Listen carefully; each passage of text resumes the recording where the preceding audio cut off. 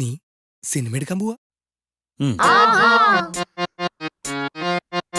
ഇന്റെ 42 സപ്ലൈ ഏതി എടുത്താ? ഭാവിയെ കുറിച്ച് ആലോചിക്കുമ്പോ പേടി തോന്നുന്നു. വലുതായി കുട്ടികളൊക്കെ. നീ സപ്ലൈ ഒക്കെ കഴിഞ്ഞ് എത്തിയാ? സപ്ലൈ വാക്ക് മിണ്ടി പോരുത്. ഞാൻ ഗൗതം മേനോൻ അസിസ്റ്റ് ചെയ്തല്ലോ ആലോചിക്കാം. ഡെയ്സി ആണ് എന്റെ ഇൻസ്പിറേഷൻ. നിനക്ക് തലയ്ക്കല്ല സുഖം. ഗൗതം മേനോൻ വഴി അജിത്തിനെ പരിചയപ്പെടണം. പക്ഷെ പുള്ളിയുടെ അടുത്ത് എങ്ങനെ എത്താ? നിനക്കൊരു ഷോർട്ട് ഫിലിം ചെയ്തു. ഒരു പ്രൊഡ്യൂസർ ഒപ്പിക്കണം. ഞാൻ അഭിനയിക്കുന്നില്ലെങ്കിൽ ഞാൻ പ്രൊഡ്യൂസും ചെയ്യില്ല. എനിക്കൊരു ലക്ഷ്യമുണ്ട്. ആ ലക്ഷ്യത്തിലേക്ക് എനിക്ക് എത്തണം. ഈ നാട് സംസാരിക്കുന്നത് നമ്മളെ കുറിച്ചായിരിക്കും.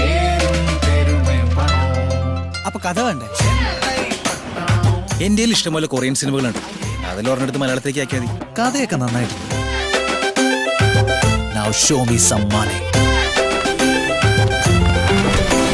Guys, selfie.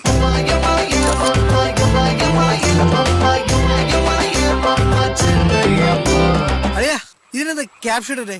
Short film completed. Rocking with guys.